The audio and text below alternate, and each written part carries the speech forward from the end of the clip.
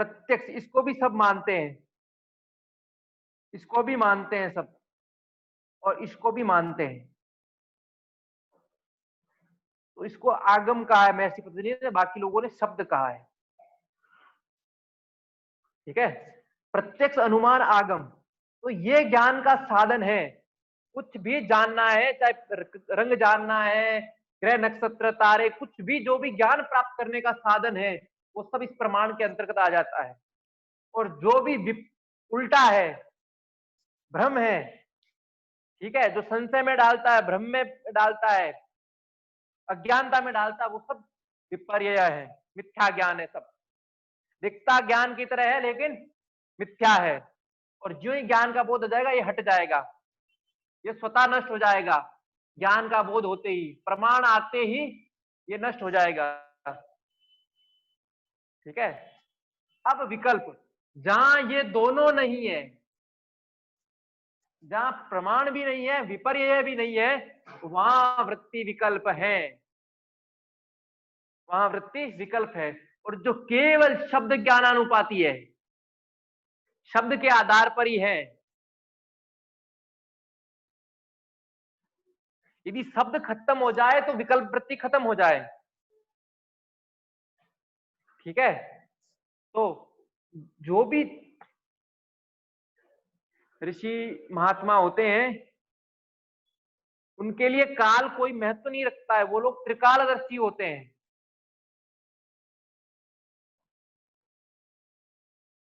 उनके लिए काल महत्व नहीं रखता, उनके लिए दूरी महत्व नहीं रखती। वायु मार्ग से कहीं अभी है, मन से वहीं पहुंच जाएंगे, दूरी उनके लिए कोई नहीं रखती है। जैसे एक छोटा सा उदाहरण देता हूं भगवान श्री कृष्ण का। दुर्योधन दुर्वासा आदि ऋषियों को बोलता है कि यही वन में पास में ही मेरे 5 भाई है, तो आप उनको भी आशीर्वाद देते जाना। वो कुबुद्धि से भेजता है कि उनके पास खिलाने को कुछ है नहीं, आदर सत्कार करेंगे नहीं तो महर्षि लोग साप दे देंगे, साप देते तो नष्ट हो जाएगा। तो महर्षि लोग गए और बोले हम तो भोजन करेंगे, नहा के आते हैं। तो द्रौपदी ने भगवान श्री कृष्ण को याद किया, याद करते वो पहुंच गए।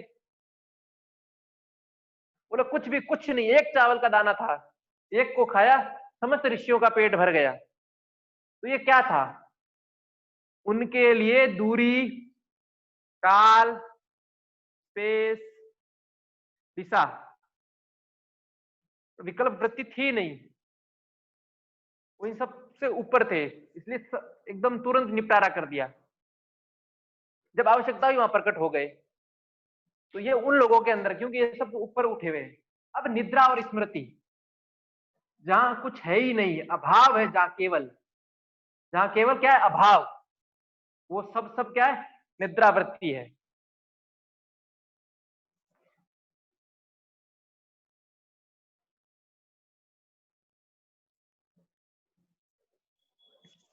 ये चेतना की सुसुप्ति अवस्था के निकट है, लेकिन वह चेतना का अलग अवस्था है। ये निद्रा सामान्य जीव की अवस्था है, लेकिन ये अभाव है, अर्थात ये तीनों नहीं है, ये तीनों नहीं है। 4 हो गया, 4 में भी समाप्त कर सकते, बोले नहीं, एक ये भी है। कुछ घटित हो गया, चाहे ये घटित हुआ, चाहे ये घटित हुआ, चाहे ये घटित हुआ, और चाहे ये घटित हुआ, इन चारों का लुप्त ना होना, लुप्त ना होना, मिटना नहीं, अर्थात रहना, एग्जिस्टेंस, रहना, क्या है, स्मृति है। बस, इसके भिन्न कुछ नहीं है। और इन वृत्तियों पे सिर्फ और सिर्फ पूरे भारतीय वांग्मय में महर्षि पतंजलि ने ही प्रकाश डाला है, किसी ने नहीं डाला है। इनको सबसे ज्यादा वैज्ञानिक कहा जाता है, और विशेषकर मनोवैज्ञानिक दृष्टि से तो ये सबसे बेहतर। ये 5 ही है, मन 5 तरह ही भटक सकता है, इन 5 के अलावा और कोई मार्ग ही नहीं है छठा। तो ये स्मृति, जो जो ये हुआ, इनके हमें नहीं पता था, किसी ने बताया 10 बजे घड़ी का 10 बजे है, या इस समय ये दिशा है, तो हमने विकल्प स्मृति के माध्यम से, हमें विकल्प वृत्ति है। ये हमारी स्मृति क्षीण हो जाए तो हमें पता ही नहीं है कि दिशा किधर है, स्पेस किधर है, कोई मतलब ही नहीं। तो लुप्त ना होना, मिटना नहीं, स्मृति है। तो ये 5 प्रकार की वृत्तियां हैं, ठीक है। इसी में सारा संसार का व्यापार चल रहा है चित्त का। कुछ पूछना इसमें? विपिन हो गया? जी सर, जी सर।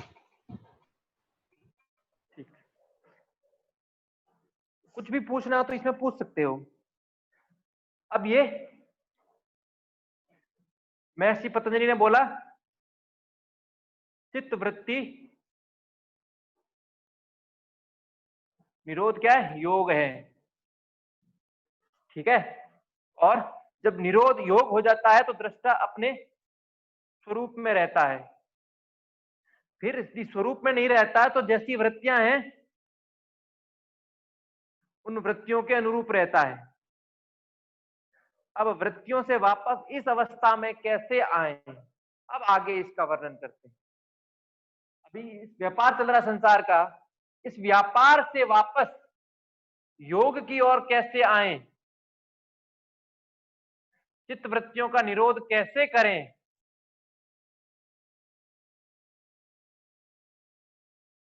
उसका वर्णन आगे है, उसको पढ़ते हैं।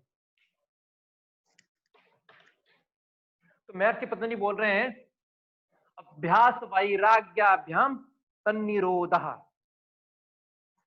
किनके निरोध के लिए? वृत्तियों के निरोध के लिए, चित्त की वृत्तियों के निरोध के लिए क्या क्या? अभ्यास और वैराग्याभ्याम।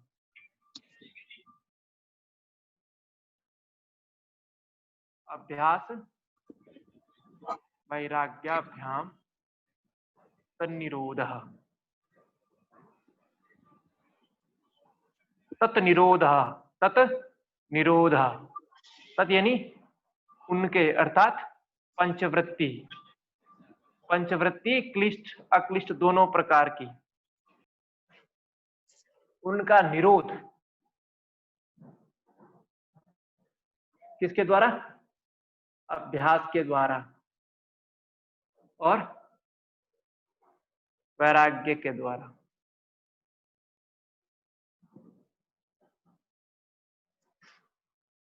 अभ्यास और वैराग्य दो साधन है। सभी संत महात्मा वैराग्य को पहले लेते हैं, अभ्यास को बाद में कहते हैं। महर्षि पतंजलि ने अभ्यास को पहले लिया है, वैराग्य को बाद में लिया है। उपनिषदों में भी पढ़ा समदम वैराग्य युक्त होकर जाके गुरु के पास जाए, तब गुरु ब्रह्म का ज्ञान देगा। लेकिन महर्षि बोले पहले अभ्यास करो और फिर वैराग्य। ये बीज है, तो इसका अंकुरण करने को बोल रहे हैं महर्षि पतंजलि। क्या कर रहे हैं? अंकुरण। तो ये अंकुरण अभ्यास के माध्यम से होगा।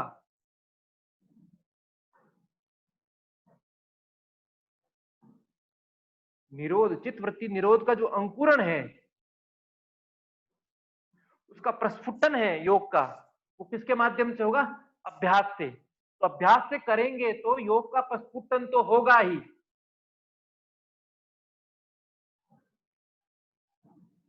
योग रूपी बीज उगेगा ही। अब ये योग और जल्दी शीघ्र हो जाए तो इसके आसपास जो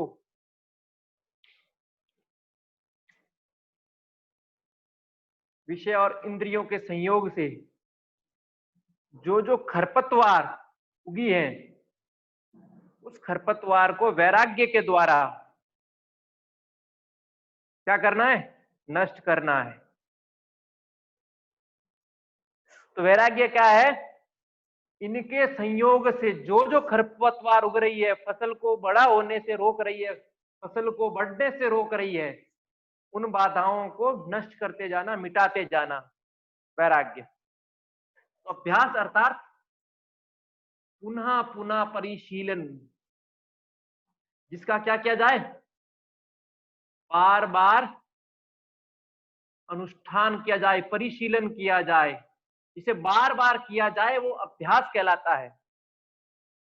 जो एक बार कर दिया वो अभ्यास नहीं है, जिसको क्या बार बार, नित्य, निरंतर ठीक है, और पुनः पुनः रिपीटिशन।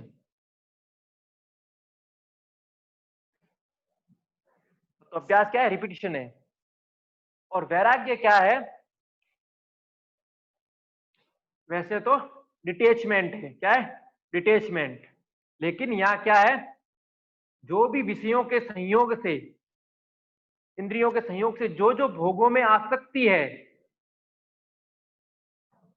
या भोगों में भोग ग्रहण करने की बुद्धि है, उस बुद्धि से अलग होना, अर्थात विराग,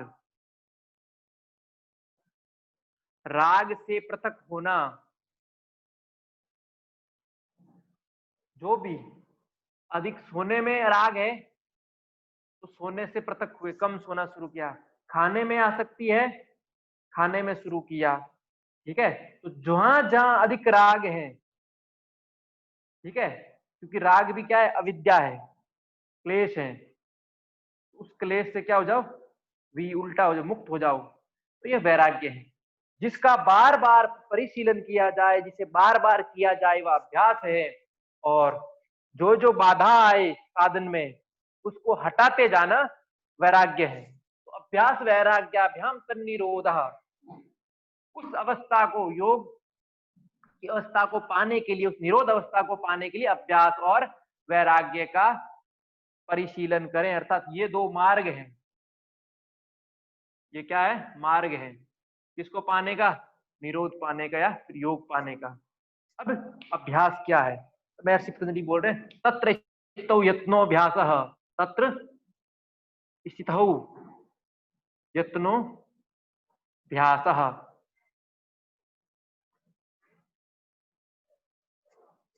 वहां स्थित होना और यत्न, दो शब्द का है, स्थित और। तो अभ्यास की जो अवस्था है, उस अवस्था को प्राप्त करने के लिए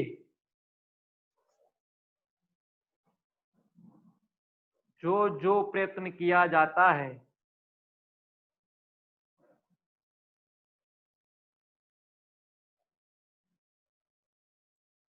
निरोध की,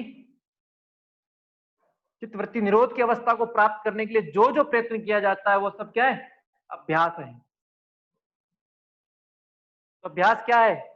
चित्तवृत्ति निरोध को संपादन करने के लिए, योग की अवस्था को पाने के लिए या संपादन करने के लिए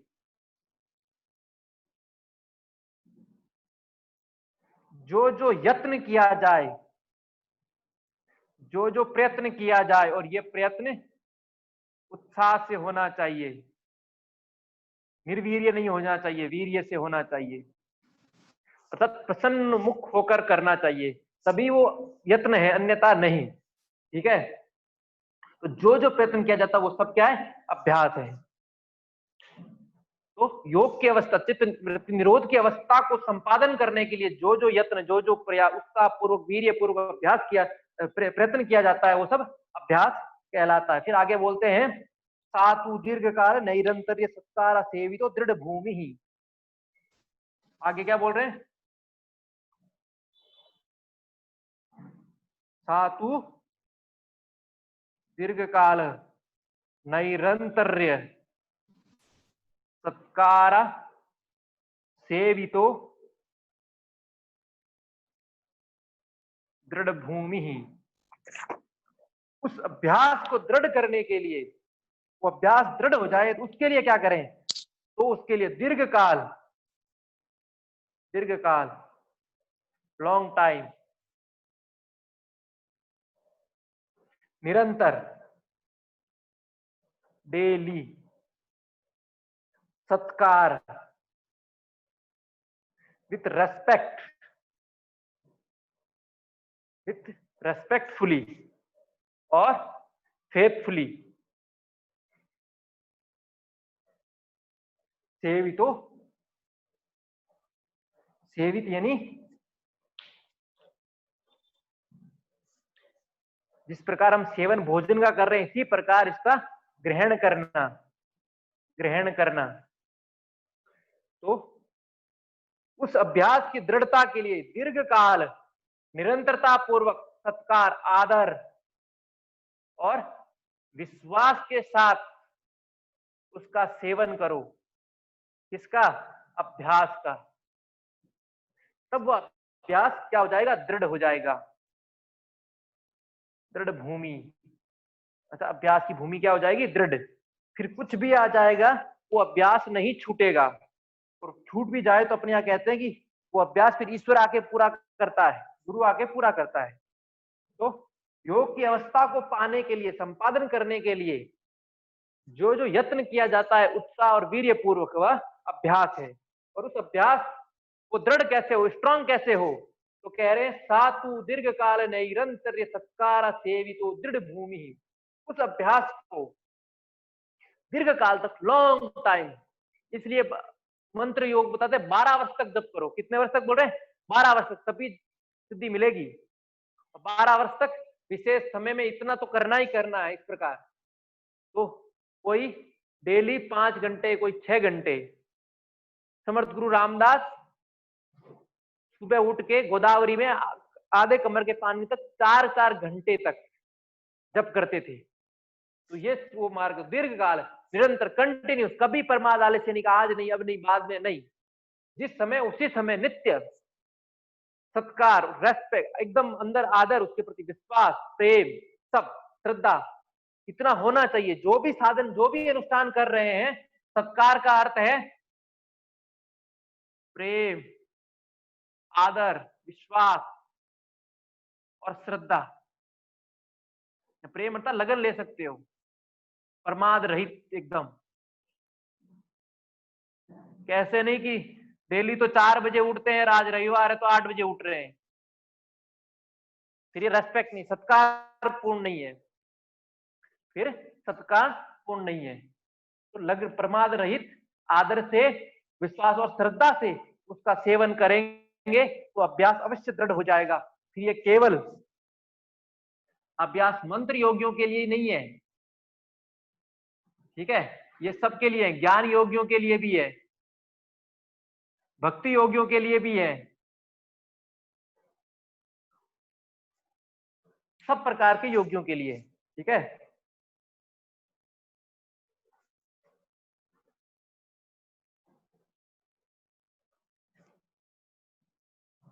सर सैतु का क्या मतलब है? सातु, वह तो, सा यानी वह, तू यानी तो, वह अभ्यास तो दृढ़ कैसे होता है? दीर्घ काल से निरंतरता पूर्वक सत्कार आदर पूर्वक सेवन करने से, ठीक है। वह तो वह ही, ठीक है, उसका बाद में आ जाएगा, वह इनसे ही दृढ़ भूमि में आएगा, अन्यथा नहीं। सर आश्वित का और बता दीजिए। हेलो है? आश्वित, हाँ हाँ बोलो। आश्वित का अर्थ और बता अश्वित कहाँ आया हुआ है? दीजिए। है ना आश्वित, अश्वित आया कहाँ है? सत्कार आश्वित, सेवी तो है। सेवी तो नहीं है, ये आ का डंडा लगा हुआ नहीं इसमें सत्कार में। सत्कारा सेवी तो है, हाँ, सत्कारा अवग्रह है, ये सेवी तो इस तरह है ना। सर इसको सत्कार अलग बता इस तरह दिया, है ना, इस आश्वित तरह। अलग बता दिया। नहीं नहीं सर इस तरह नहीं है, आ का डंडा है, जो आ की मात्रा होती है ना वो। आप समझ रहे हो, देख रहा हूँ।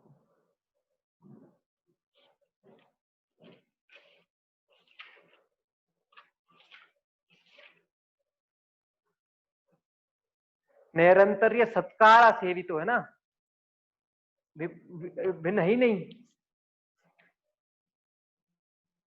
सत्कारा सेवितो, ठीक है।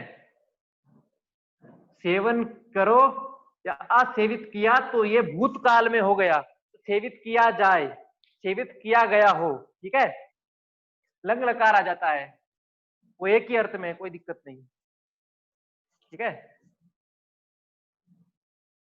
सेवित तो अभ्यास करता है, ठीक है, और असेवित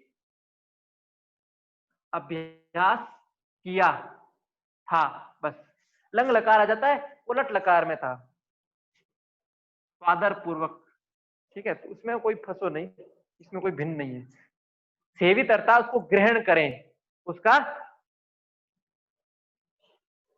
जिस प्रकार भोजन ग्रहण करते हैं उसी प्रकार उस अभ्यास का क्या करें, ग्रहण करें,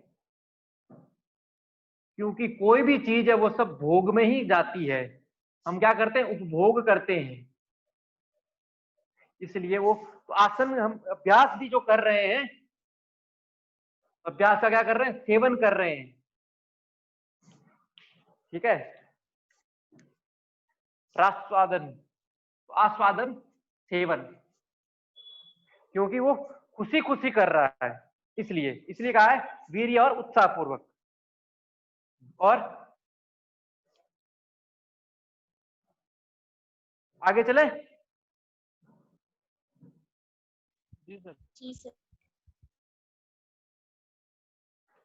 आगे क्या है, दृष्टानुश्रविक विषय वितरणस्य वशीकार संज्ञा वैराग्य। वैराग्य, ठीक है। पहले क्या था, अभ्यास। अभ्यास, अब क्या है, वैराग्य। दृष्टानु श्रविक विषय वितृष्णस्य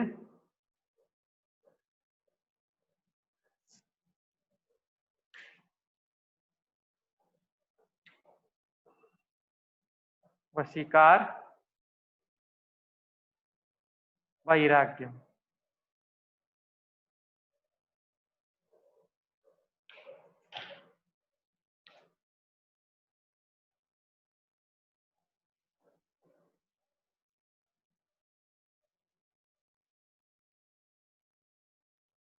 यहाँ दो अलग अलग है, दृष्ट और अनुश्रविक,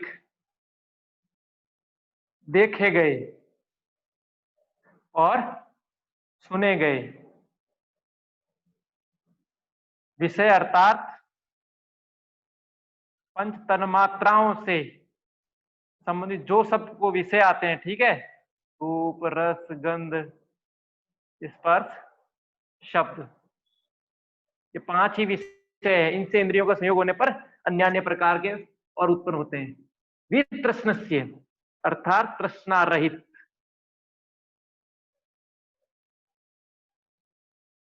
ठीक है।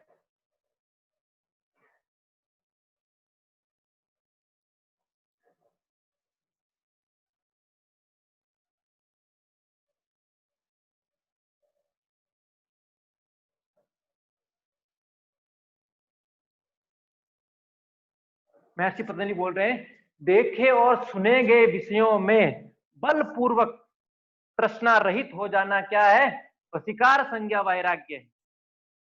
अपर वैराग्य नहीं बोला है तो अपर वैराग्य, लेकिन इसको वश में किया जाता है। चित्त को देखे और सुने हुए विषयों से दम और शम युक्त, पहले ही पढ़ चुके, शमन और दमन, इन दोनों प्रकार या तो समझा के या दबा के चित्त को तृष्णा रहित किया जाता है। भूख लगी, भोजन कर लिया, लेकिन भूख लगी मेरे को तो कड़ी ही खानी है, हलवा ही खाना है, खीर ही खानी है, नहीं, पेट भरना है, तो इनसे बलपूर्वक कहाँ ले आए, वैराग्य में, नहीं, जो मिल जाए वो खाना है। तो इस प्रकार का वैराग्य है वो वशीकार संज्ञा वैराग्य है। तो देखे हुए अर्थात ये पंच भौतिक सृष्टि में हम जो भी देख रहे हैं वो सब देखे हुए में आ जाएगा, स्पर्श भी, रूप भी, रस भी, गंध भी, शब्द भी, ठीक है। लेकिन सुने हुए, तो यहाँ सुने हुए के अंतर्गत जो हमने कभी देखे नहीं, जो हमने कभी अनुभूत नहीं किए हैं, वो सब सुने गए कहता था, जो हमने अनुभूत नहीं किए हैं, जैसे स्वर्ग आदि के रूप में। ठीक है, स्वर्ग होगा, पुनर्जन्म में वापस ये होगा, तो ये हमारे लिए सुना हुआ है, ये हमने अनुभूत नहीं किया, लेकिन देखे गए अर्थात ये अनुभूत किए हुए। तो महर्षि पतंजलि बोल रहे अनुभूत किए और अनुभूत नहीं किए गए विषयों में तृष्णा रहित हो जाना, लालच से रहित हो जाना। ठीक है, क्या है? वशीकार संज्ञा नामक वैराग्य है। विराग, राग से हट गए हैं। किस प्रकार के राग से हट गए? देखे गए और सुने गए विषयों के प्रति तृष्णा रहित हो गए, लालच से रहित हो गए, वह वैराग्य वशीकार संज्ञा वैराग्य है। इसमें कुछ डाउट? वशीकार संज्ञा का क्या मतलब है सर? कौन सी अवस्था? वशीकार वश में किया गया। क्या अवस्था में बोला ना, अपर वैराग्य की अवस्था है, पूर्ण वैराग्य से पहले। एक तो स्वतः हो आ रहा है और एक हम प्रयास करके, प्रयत्न करके कर रहे हैं। जैसे सोने का मन था, लेकिन अरे आज का छूट जाएगा, क्या करें, तो पढ़ने में आ रहे हो, तो फिर वशीकार करके आ रहे हो। सोने का है लेकिन कोई फर्क नहीं पड़ना, पढ़ना है, जाना है, करना है, तो फिर उससे थोड़ा ऊपर हो गया, उसमें दबाया नहीं अपने आप को, अपनी इच्छाओं को दबाया नहीं गया है। इच्छाओं, वासनाओं पर नियंत्रण क्या है? वैराग्य, वशीकार संज्ञा वैराग्य। सर व्हाइट बोर्ड क्लियर नहीं दिख रहा है थोड़ा। किस चीज को नहीं दिख रहा है? मुझे भी नहीं दिख रहा सर। पहले बोल देते। अब सर थोड़ा बड़ा लिखिए तो उससे क्लियर रहेगा। ठीक है,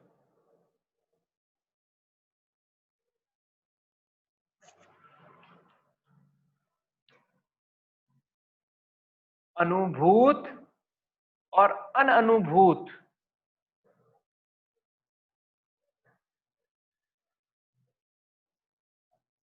विषयों में तृष्णा रहित, इंद्रियों को नियंत्रण करके करने पर वशीकार संज्ञा, वशीकार नामक वैराग्य उत्पन्न होता है। बस वैराग्य का अभ्यास, इसका तो अभ्यास कर लिया, वैराग्य कैसे आएगा? तो वैराग्य का बोल रहे हैं अनुभूत की और अनअनुभूत विषयों में तृष्णा रहित हो जाना। कैसे? मन इंद्रियों पर नियंत्रण करके। नियंत्रण नहीं करेंगे तो आएगा ही नहीं। जिसको शर्करा रोग है, शक्कर मना है, लेकिन वो शक्कर बार बार खाएगा तो क्या होगा? वैराग्य नहीं आएगा। लेकिन खाने का इच्छा हुआ, फिर वो रोका रोका रोका, रोकते रोकते एक दिन वो ऊपर उठ जाएगा, उसको शक्कर की इच्छा नहीं हुई। इसी प्रकार हम लोगों के लिए बाधा क्या आती है? नींद आती है, आलस्य आता है। हमने एक दिन आलस्य कर लिया, दूसरे दिन भी करने का मन करेगा, लेकिन एक दिन आलस्य दबा दिया तो दूसरे दिन हम अभ्यास और करेंगे, तीसरे दिन से धीरे धीरे आदत बन जाएगी अभ्यास करने की। बलपूर्वक इच्छाओं और वासनाओं का दमन करना, वासनाओं का दमन करना, अर्थात उन वासनाओं में लालच का अभाव कर देना, तृष्णा का अभाव कर देना। भाई सोते क्यों? सोने में लालच है, सुख का लालच है, सुख मिल रहा है, कौन दुखी हो? काम नहीं करना चाहते क्या? सुखी रहने की जो लालच है, सुखी रहने का लालच है, उसका अभाव करना है। वो अभाव करेंगे तो वैराग्य उत्पन्न होगा, वह वैराग्य वशीकार संज्ञा वैराग्य है। ठीक है, तो देखे और सुने गए विषयों के प्रति तृष्णा रहित हो जाना, यह स्वतः नहीं होता है, वशीकार द्वारा होगा। अतः वश में करना ही पड़ेगा इंद्रियों को, मन को वश में करेंगे तो होगा, इसलिए वशीकार संज्ञा वैराग्य है।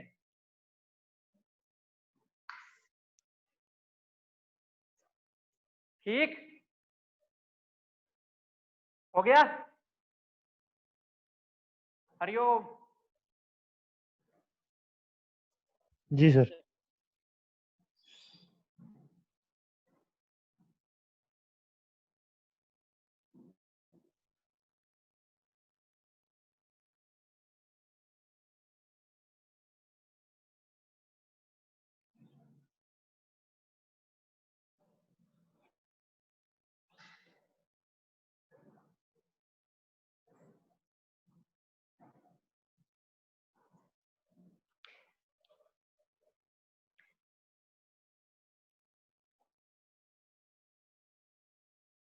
तत् यानी उसके पश्चात, या फिर वह परम, पर वैराग्य।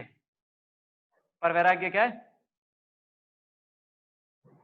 पुरुष ख्याते, पुरुष ख्याति, पुरुष के ख्याति यानी ज्ञान, विवेक ज्ञान। गुणों में वितृष्णा, गुण अर्थात सतरजतम, ये जो सब कुछ संसार है ये त्रिगुणों से मिलकर, सारी सृष्टि इन गुणों से ही मिलकर बनी है। तो इन गुणों में क्या हो जाना? तृष्णा रहित हो जाना, तृष्णा रहित हो जाना।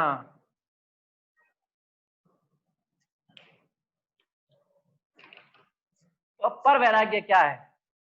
अपर वैराग्य के पश्चात, उससे पहले नहीं, जब अपर वैराग्य हो जाए उसके पश्चात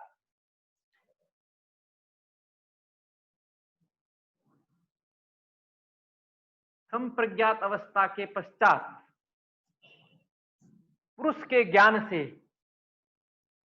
आत्मा के ज्ञान से, अर्थात जब संप्रज्ञात समाधि हो गई तो ये बोध कर लेता है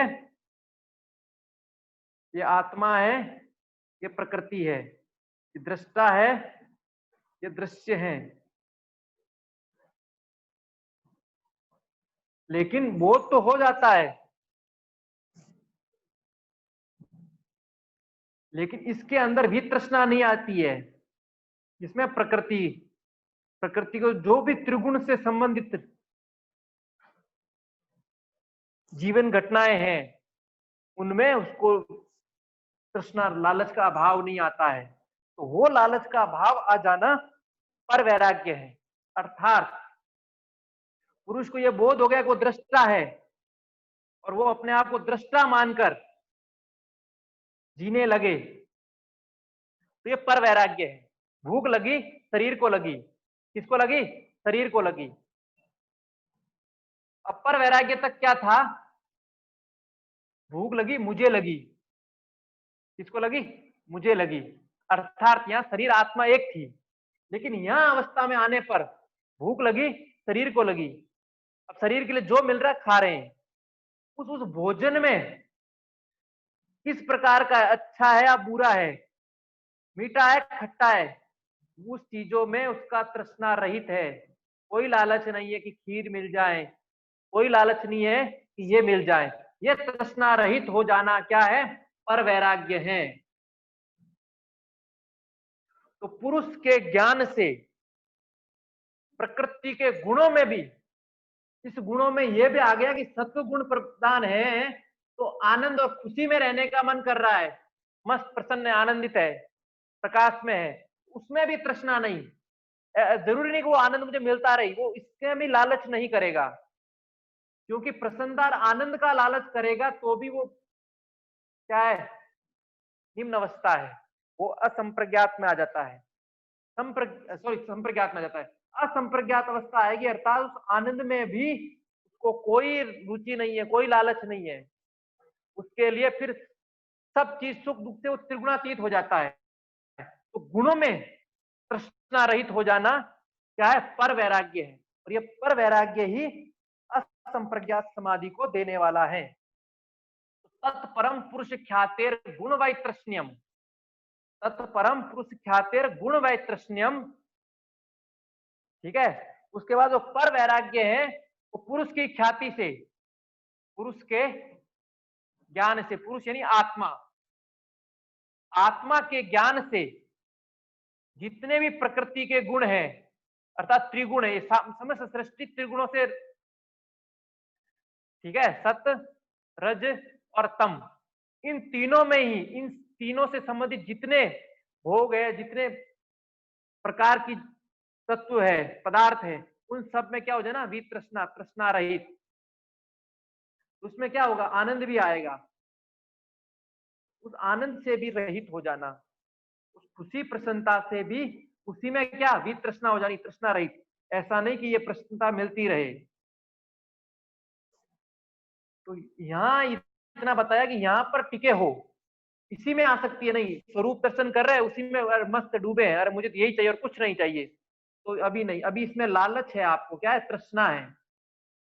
इस स्वरूप दर्शन में ईश्वर, आप ध्यान या समाधि में और ईश्वर के स्वरूप में आनंदित हो, और उस आनंद में आप क्या बन गए हो, लालची बन गए हो, तो वो भी, उस लालच को हटाना है, उसमें तृष्णा का अभाव करना है, तृष्णा रहित होना है, वो पर वैराग्य है। जब तक अटैचमेंट है, चाहे कहीं से भी हो, जब तक अटैचमेंट चाहे वो कहीं से भी हो, तब तक पर वैराग्य नहीं है। पूर्ण रूप से डिटेचमेंट होना, पूर्ण रूप से डिटेचमेंट होना, वो डिटेचमेंट चाहे ईश्वर का स्वरूप हो, चाहे दृष्टा का स्वरूप हो, चाहे आनंद स्वरूप हो, उन सब में डिटेचमेंट, मतलब कंप्लीट डिटेचमेंट क्या है, पर वैराग्य है। अपर वैराग्य में क्या किया जाता है, बाह्य विषय जितने हैं, इन बाह्य विषयों से एक विषय में करते हैं अंदर की ओर बलपूर्वक, इसलिए वो वशीकार है। देखे और सुने गए बाह्य विषय, देखे गए सुने गए बाह्य, तो उनसे क्या करना है, वितृष्णा, तृष्णा रहित करके अंदर की ओर मोड़ना है। और इसमें तो अंदर की ओर है, उसको भी लुप्त करना है, इसको भी, इसमें भी वितृष्णा। तो वहां तो बाह्य विषयों से मन को समेटना, तो वो लगभग प्रत्याहार के निकट है। वो किसके निकट है, प्रत्याहार और धारणा के, और ध्यान, तीनों प्रत्याहार करके धारणा ध्यान कर रहे हो। लेकिन इसमें तो समाधि में भी निर्बीज, कोई बीज ही ना रहे, कोई भी आसक्ति ना रहे, तो पर वैराग्य है। इसलिए इस वैराग्य से असंप्रज्ञात समाधि संपादित होती है, और अपर वैराग्य जो वशीकार संज्ञा वैराग्य है, उसे संप्रज्ञात समाधि संपादित की जाती है।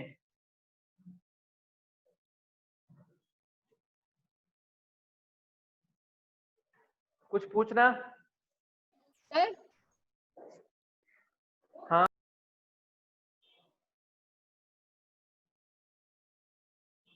पर यानी पराकाष्ठा, इससे परे कुछ नहीं, इससे परे कुछ नहीं। अपर यानी अभी इसके ऊपर बहुत कुछ है, अर्थात ये छोटा वैराग्य है, छोटी अवस्था है,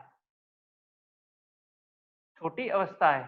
इससे भी ऊपर कुछ है, इससे भी ऊपर कुछ है, और इससे ऊपर कुछ नहीं है, बस ये अंतर है। ठीक है, तो ये अपर वैराग्य क्या, कैसे है, क्या है, तो महर्षि पतंजलि बोल रहे हैं, दृष्टानुश्रविक विषय वितृष्ण से वशीकार संज्ञा, देखे और सुने हुए विषयों में तृष्णा रहित हो जाना।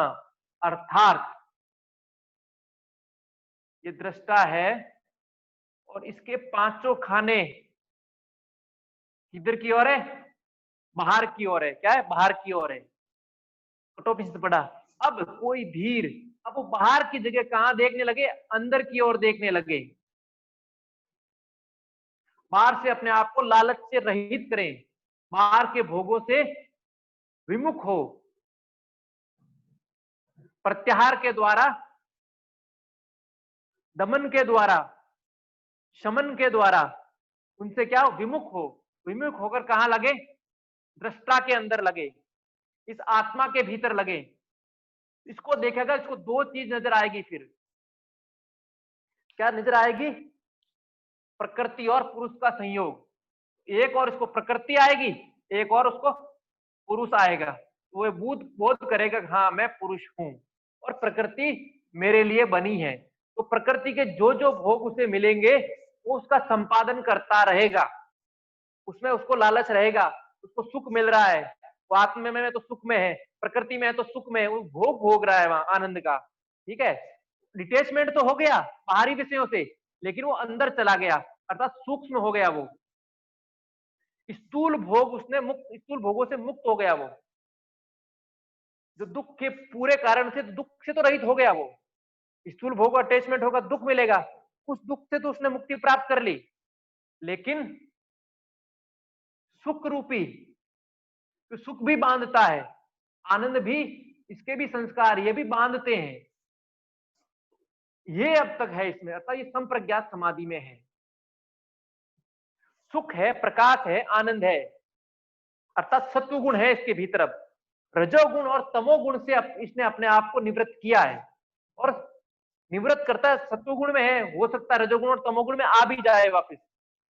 ठीक है, उस प्रकार का विषय दिखे, संसर्ग हुआ, आ गया, जैसे विश्वामित्र साधना करे लेकिन वो आया तो वो चले गए, उसमें थे सतोगुण में, आनंद की अवस्था में थे, समाधि की अवस्था में थे, लेकिन मेनका आई टूट गई तो उस अवस्था में चले गए। मतलब इस अवस्था से साधक पराभव को प्राप्त हो सकता है, पतन को प्राप्त हो सकता है, विषयों की ओर पुनः लौट सकता है।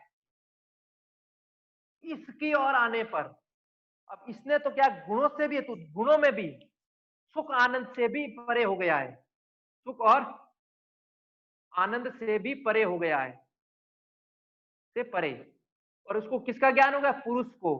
अर्थात ये सब यहाँ ज्ञान था प्रकृति और पुरुष, यहाँ इसको इसका पूर्ण ज्ञान हो गया, अर्थात ये प्रकृति ये पुरुष के अनुरूप ही चलती है। तो प्रकृति बनी किसे? त्रिगुणों से, तो उसने तो इस त्रिगुणों से भी वैराग्य कर लिया, अपने आप को तृष्णा रहित कर लिया।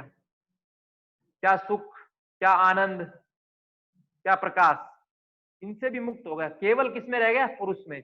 यहाँ प्रकृति पुरुष दोनों में था, यहाँ केवल पुरुष का बोध, अरे मैं तो आत्मा हूं, मैं ब्रह्म हूं, वहां भी उस स्थिति में आ गया, तो मैं ब्रह्म हूं, अर्थात प्रकृति के फिर गुण है तो गुणों ही गुणों में बरते, उसको कोई मतलब नहीं।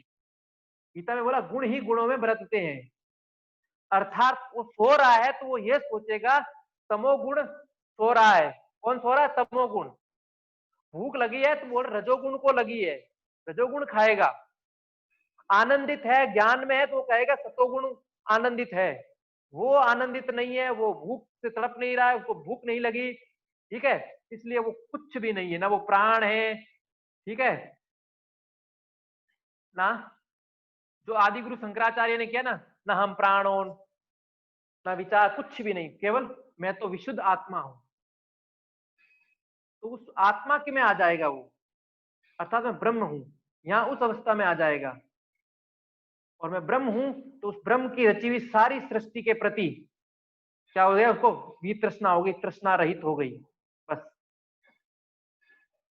वहां हम भोग करते हैं सुख आनंद का, सत्व गुण रहता है। यहाँ की अवस्था में गुणातीत अवस्था, गुण रहित अवस्था है, ठीक है, बस इतना अंतर है। तो हम अपने आप को मान सकते हैं कि शरीर खा पी रहा है, शरीर खा पी रहा है, जो देख रहा है शरीर देख रहा है, ठीक है, हम नहीं, हम इससे लिप्त नहीं हो रहे, हम, ये हो गया अपर वैराग्य। अब हम इसको क्या महसूस करते हैं? यहाँ अवस्था में आने के बाद महसूस नहीं कर रहा है साधक। भूख लगी, खा रहा है, तो कौन खा रहा है? रजोगुण खा रहा है। नींद आ रही है, तमोगुण सो रहा है, तमोगुण हावी है, इसलिए वो बोला ठीक है सोने दो इस शरीर को, मैं नहीं सो रहा।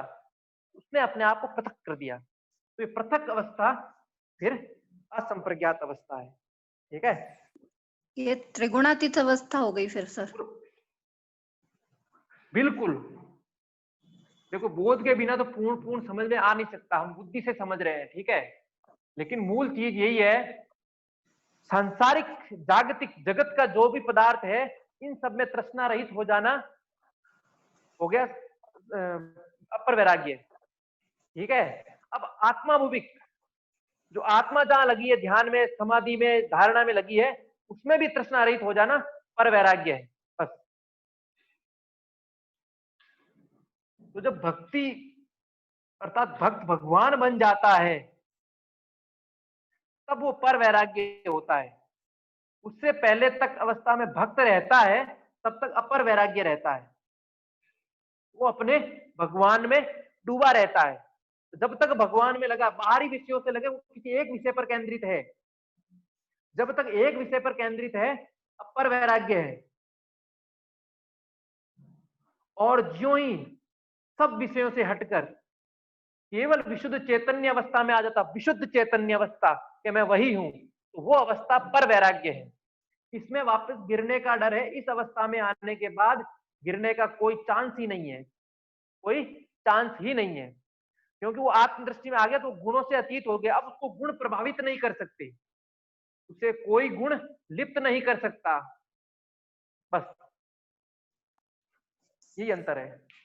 सर पर वैराग्य की अवस्था जो हुई उसको फिर ध्यान की अवस्था कहा जा सकता है? नहीं नहीं नहीं, अपर वैराग्य ध्यान, समाधि का भी कुछ हिस्सा अपर वैराग्य। समाधि तो तमोगुणी को भी समाधि होती है, रजोगुणी को भी समाधि लगती है, ठीक है। समाधि यहाँ चीज नहीं हुई है। अपर वैराग्य में समाधि मिलती है, संप्रज्ञात समाधि है वो, ठीक है। समाधि महर्षि पतंजलि, मैंने कल ही बताया, चित्त का सार्वभौमिक धर्म है, अर्थात चित्त की पांचों अवस्था में समाधि संपादित की जा सकती है, लेकिन प्रत्येक समाधि योग नहीं कहलाता। प्रत्येक समाधि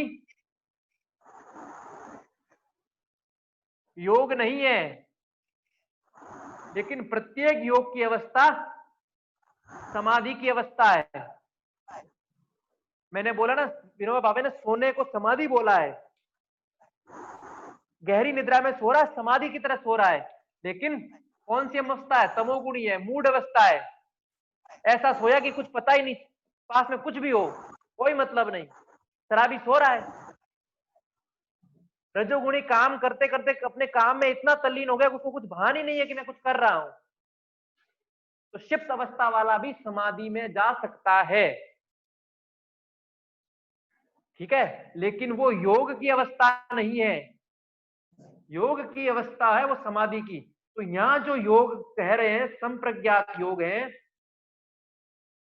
वो अपर वैराग्य के माध्यम से। अपर वैराग्य अर्थात देखे और सुने हुए विषयों में तृष्णा रहित होना है, आत्मा के विषय में तृष्णा रहित नहीं होना है। और जिस आत्मा जीवात्मा बनी है, किसके संयोग से बनी है? प्रकृति के, दृश्य के। तो इस दृश्य के में भी वो तृष्णा रहित नहीं हुआ है, केवल विषयों से हुआ है, बाहर के ऑब्जेक्ट से हुआ है। भीतर त्रिगुण है, उनसे नहीं हुआ है, और आत्मा से वो नहीं हुआ है। लेकिन जब केवल आत्मा रह रही है, प्रकृति में तृष्णा रहित हो जाएगा वो, तो फिर केवल और केवल पर वैराग्य बचेगा। दृष्टा दृश्य दोनों हैं, तब तक अपर वैराग्य है, और केवल दृष्टा शेष रहा, दृश्य लुप्त हो गया, अपर वैराग्य। बस इतना ध्यान रखना है इसमें, कोई विशेष ज्यादा बड़ी बात नहीं है, आराम से समझ सकते हैं, ठीक है। सामान्य विषयों के प्रति जो जो हम आज के जीवन में जी रहे हैं, उन सब में तृष्णा रहित। ऐसा नहीं कि उनका भोग भोगना बंद कर दिया, भोग भोगना बंद नहीं होता है, लेकिन तृष्णा नहीं। गुलाब जामुन मिला, घर में 8 सदस्य हैं और 8 गुलाब जामुन है, एक खाया, तृष्णा हो गई, धीरे धीरे 8 के 8 खा गए, ठीक है। इसमें कोई वैराग्य नहीं है, ये भोग की अवस्था विशुद्ध। 8 है, खाने का बहुत मन, बहुत पसंद भी है, लेकिन नहीं, सब लोगों को आना चाहिए, इसलिए एक खाया, अपना मन को समझा लिया, नहीं ठीक है बाकी लोगों के लिए। तो ये अवस्था अपर वैराग्य की अवस्था में आ जाएगी। गुलाब जामुन है, ठीक है, पसंद भी है, सामने है भी, लेकिन ना खाने का मन हो रहा है, ना कुछ हो रहा है। इसका सबसे अच्छा उदाहरण भरत का है। जब भरत भगवान श्री राम को लेने जाते हैं, तो निषाद राज गु के साम्राज्य तक पहुंचते, तो उनके दूत उनको देते हैं कि भरत बड़ी सेना लेके राम पर हमला। तो उसने बोला हम पहले चेक तो कर लें। एक बार तो वो तैयार कर देती है अपनी सेना को, तो कुछ भी मर जाएंगे, लेकिन राम के को युद्ध करने नहीं जाने देंगे। लेकिन बाद में किसी बुजुर्ग ने बोला कि तुम पहले युद्ध को क्यों, भरत का मंतव्य क्या है वो तो देखो कम से कम। तो उन्होंने भरत को बहुत सारे उपहार दिए, उसमें शस्त्र थे बहुत सारे, फिर राजभोग था बहुत, और कंदमूल, 3 प्रकार के अलग अलग, खूब शस्त्र शास्त्र, विभिन्न प्रकार के व्यंजन, और फिर कंदमूल। भरत की दृष्टि कहीं नहीं गई, तीनों में ही नहीं गई। भरत उस समय पर वैराग्य में थे। भरत ने तीनों और दृष्टि नहीं डाली, उन्हें कोई मतलब ही नहीं था इन चीजों से। तो इस अवस्था में आ जाना पर वैराग्य है।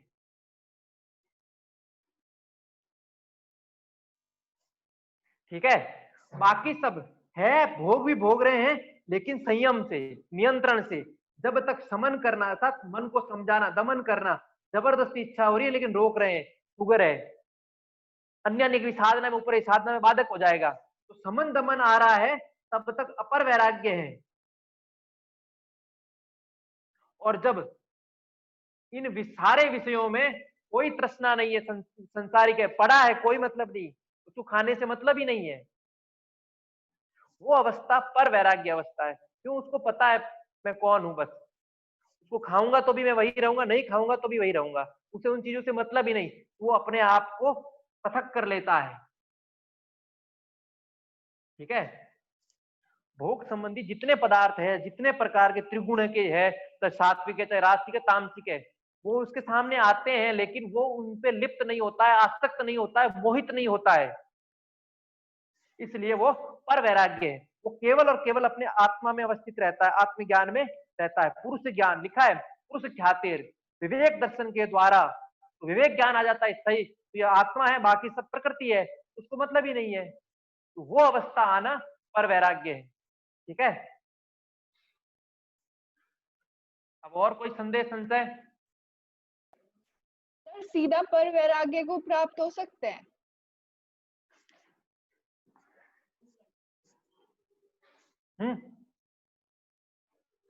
हो सकते हैं। ठीक है, समाधि है, निरुद्ध अवस्था पर वैराग्य की अवस्था, असंप्रज्ञात समाधि भी कह सकते हो और असंप्रज्ञात योग भी कह सकते हो। ठीक है,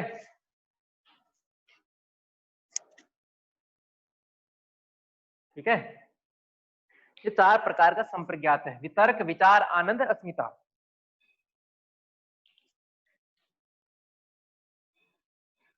लॉजिक, तर्क और प्रमाण से। ठीक है, विचार,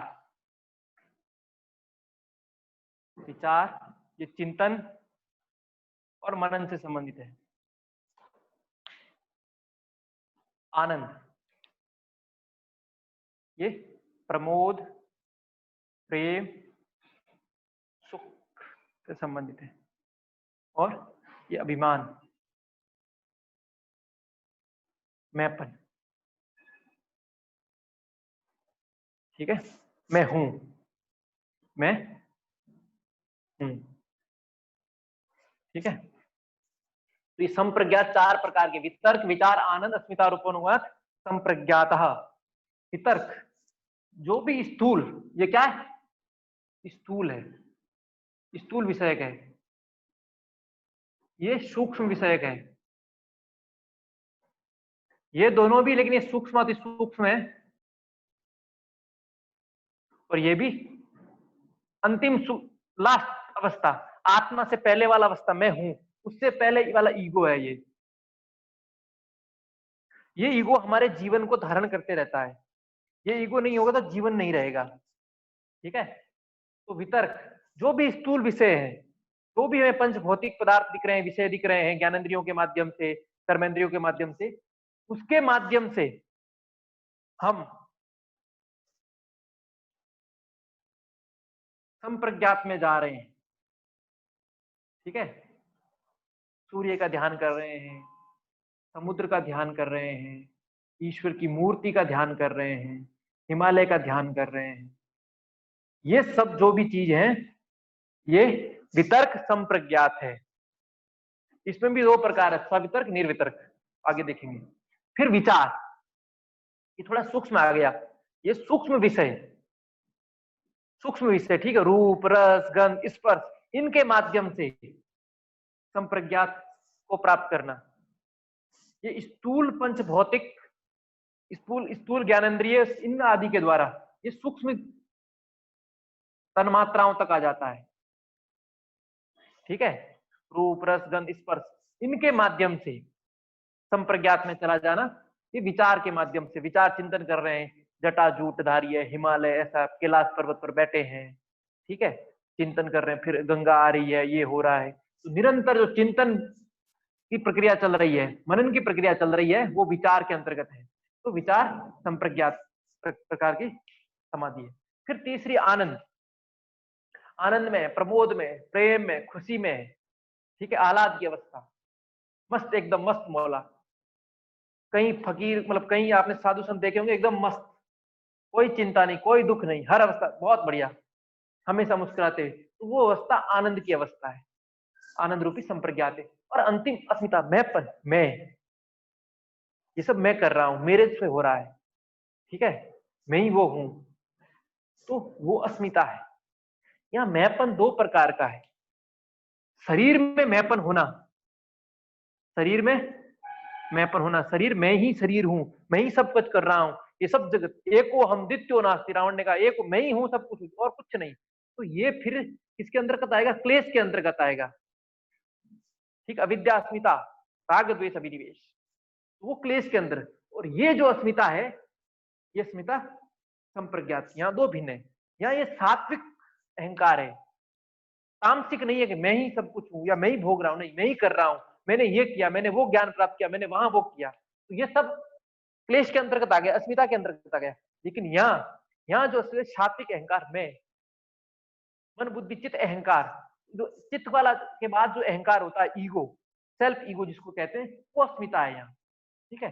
मैं हूं, अभिमान, अर्थात मैं हूं, मैं जी रहा हूं, मैं कह रहा हूं, मैं बता रहा हूं, मैं खा रहा हूं, वो मैंपन है। तो उस मैंपन में डूबना, उस मैंपन में डूबना, उसमें स्थिर होना, ये संप्रज्ञात है। तो चार प्रकार के वितर्क, विचार, आनंद, अस्मिता।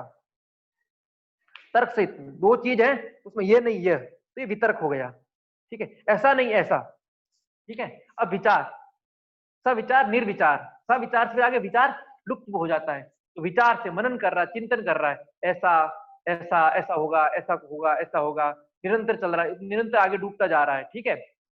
सूर्य की किरणें पीली क्यों, पीली लाल क्यों, लाल क्यों, वहां से आ रही, सूर्य कैसा तप रहा है, उस तप क्यों रहा है, उसके बारे में खोज, अन्वेषण विचार में आ जाता है।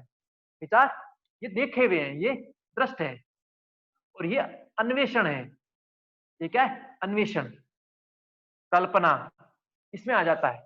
और ये इन दोनों से परे प्रसन्नता में आ जाता है, मोद में, आनंद में आ जाता है, और वो और गहरा चला जाता है, मैं उस आत्मा के निकट। तो ये चार प्रकार की संप्रज्ञात है। अस्मिता में अहम ब्रह्म आत्मी वाला आएगा। प्रत्याभ्यास पूर्व संस्कार से शून्य। राम सर सवितरक और निर्वितरक, सविचार निर्विचार है। आगे पढ़ेंगे, आगे पूर्व संस्कार से शून्य, इसी में अंतिम में आएंगे, सब आएंगे।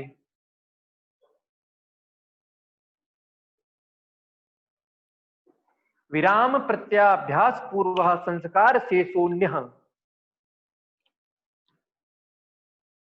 विराम यानी निरोध, चित्तवृत्ति का निरोध, प्रत्यय यानी कारण या ज्ञान, इसका निरोध के कारण का अभ्यास, पूर्व यानी बार बार या निरंतर या फिर पुनः पुनः, तब जो संस्कार बनते हैं वह संस्कार अन्य हैं, वह संस्कार जो शेष रहते हैं वह क्या है, अन्य है, वह अन्य है, अर्थात वह असंप्रज्ञात के संस्कार है। संप्रज्ञात तो चार प्रकार के होते हैं, वितर्क, विचार, आनंद, अस्मिता। लेकिन जब निरोध हो जाता है चित्त वृत्तियों का, उस समय जो संस्कार बनते हैं वो संस्कार किसके बनते हैं, असंप्रज्ञात के। तो यहाँ संस्कार दो प्रकार के बन रहे हैं, एक संप्रज्ञात का संस्कार बन रहा है, एक असंप्रज्ञात का बन रहा है। संप्रज्ञात में वितर्क, विचार, आनंद, अस्मिता, 4 रूप में संस्कार बन रहे हैं, लेकिन यहाँ तो निरोध हो गया, तो यहाँ निरोध का संस्कार बन रहा है। क्या बन रहा है? निरोध। सर वहां निरोध का संस्कार, वहां एकाग्र, हाँ वो विराम प्रत्यय से, निरोध की अवस्था के ज्ञान से, उसके कारण से, उसका जो निरोध का है उसका बार बार पुनः पुनः अभ्यास करने से, पुनः पुनः अभ्यास करने से जो संस्कार शेष रहते हैं और शेष वो संस्कार असंप्रज्ञात के हैं, अन्य प्रकार के हैं, वो संप्रज्ञात के नहीं, अर्थात वो असंप्रज्ञात के संस्कार हैं बस। ठीक है, इसमें यह ध्यान रखना है। विराम प्रत्याभ्यास पूर्व संस्कार शेषोन्य, विराम प्रत्यय, विराम यानी निरोध से चित्त वृत्तियां विराम हो गई है, अब वो भटक नहीं रहता, निरुद्ध हो गई है। तो निरुद्ध होने पर उस निरुद्ध अवस्था का बार बार अभ्यास, अनुशीलन, परिशीलन करने से जो संस्कार शेष में रहते हैं वो संस्कार अन्य प्रकार के हैं, अर्थात निरोध संस्कार है, असंप्रज्ञात संस्कार हैं। और असंप्रज्ञात संस्कार के कारण ही साधक बार बार असंप्रज्ञात की ओर जा रहा है। जिस प्रकार जैसे संस्कार हैं वैसे कर्मों में व्यक्ति प्रवृत्त होता है, जैसे संस्कार है वैसे कर्मों की ओर प्रवृत्त होता ही है। ठीक है, ये कहने का अर्थ यहाँ है। तो आज इतना ही पढ़ते हैं, क्योंकि आपको दिख भी नहीं रही है। ठीक है, प्रत्यय यहाँ ज्ञान हो गया, वहां प्रत्यय उत्पन्न होने के कारण भव प्रत्ययो विधेय प्रकृति लया नाम, भव यानी भू धातु से बना होना, उत्पन्न होना, उत्पन्न होने के कारण, अर्थात किसके उत्पन्न? विधेय प्रकृति लया नाम, विधेय के कारण और प्रकृति लय, उन दोनों में जन्म से ही असंप्रज्ञात समाधि का ज्ञान रहता है। तो असंप्रज्ञात समाधि का ज्ञान किनमें रहता है? जो एक तो विधेय और दूसरे प्रकृति लय, इन दोनों को जन्म से ही असंप्रज्ञात समाधि का ज्ञान रहता है। ठीक है, इन दोनों को भी ज्ञान अर्थ में यहाँ प्रत्यय लिया है, तो इन दोनों को भी जन्म से ही भव प्रत्यय विधेय प्रकृति लय, विधेय अर्थात शरीर रहते हुए शरीर से ऊपर उठ जाना, अर्थात देह का अभिमान ना करके आत्म अभिमान में रहना। जनक को विधेय कहते हैं कि जनक कभी भी शरीरगत नहीं रहते थे, वो आत्मगत ही रहते थे, अर्थात आत्मा शरीर के भीतर रह रहा है। तो अपने आप को शरीर नहीं माना उन्होंने, क्या माना? आत्मा माना। तो जो स्वयं को आत्मा मानते हैं, शरीर को से पृथक कर लेते हैं, वो विधेय कहलाते हैं।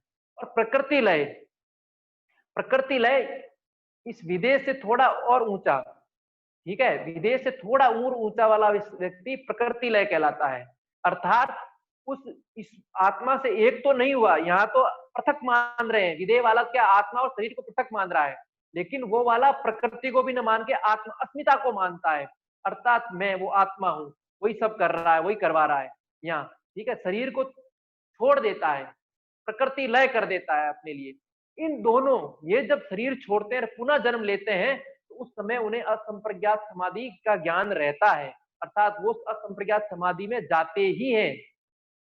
ठीक है, तो दो प्रकार के लोगों को, दो प्रकार के साधकों को असंप्रज्ञात समाधि जन्म से ही रहती है।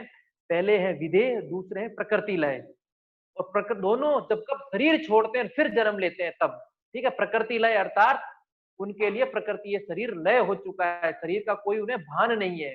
और जो दूसरे विधेय, शरीर में रहते भी शरीर से ऊपर उठकर रहना, अपने आप को आत्मा मानना, आत्मा का पोषण करना, आत्मा के लिए जीना, ये दो हो गया। ठीक है, फिर अगला है श्रद्धा वीर्य स्मृति समाधि पूर्वक इतरे, समाधि प्रज्ञा पूर्वक इतरेशाम, अन्य लोगों को जो जन्म से नहीं है, भव से नहीं है, अन्य लोग श्रद्धा वीर्य स्मृति समाधि और प्रज्ञा, इन 5 प्रकार से असंप्रज्ञात समाधि को प्राप्त करते हैं। ठीक है, श्रद्धा वीर्य स्मृति समाधि प्रज्ञा पूर्वक इतरेशाम, इतना।